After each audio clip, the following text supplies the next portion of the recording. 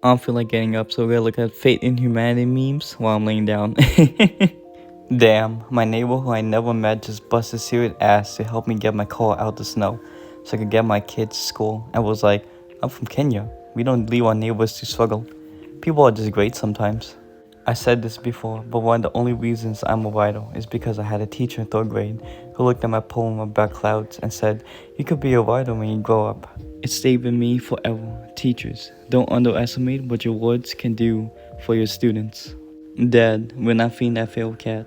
Also, Dad, I set up a heated cat house in the backyard and put a camera so we can make sure she's safe home every night. No. Heading home on the queue yesterday when this young black man nods off on the shoulder of a Jewish man.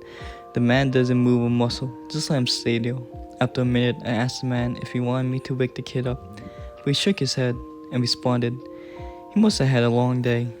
So my sister found out no one came to my baby shower, and a bunch of women from a mom group came together, found my baby registry on Amazon, and sent these items plus more. I had no idea till they started showing up at my door. I'm so grateful and thankful.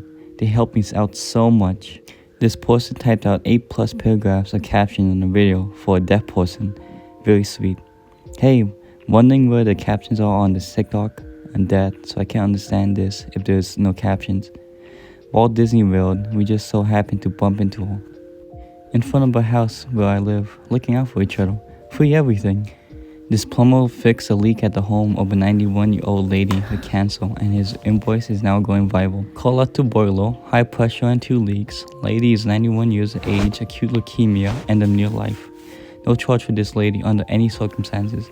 We will be available 24 hours to help her and keep her as comfortable as possible. Subtotal 0. My story, I was once mug walking home with no phone and no money, blood all over down my face, crying. People kept putting their heads down and crossing the road, seeing the state I was in. I'm about to cross the road and the car pulls over. The driver gets out and asks if I'm safe, if he can help. He takes the keys out of the ignition and calls me an ambulance. He tells me I could sit in the driver's seat and it could be a safe space. He stood 10 to 15 meters away, so I wasn't worried and waiting for the ambulance and police to arrive.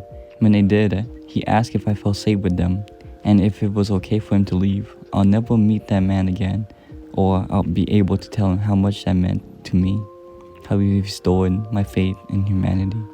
Earlier today, I was squatting on the machine and I farted, and some guy told me last week he farted too. And it made me feel a lot better. I was embarrassed. Have a good night now.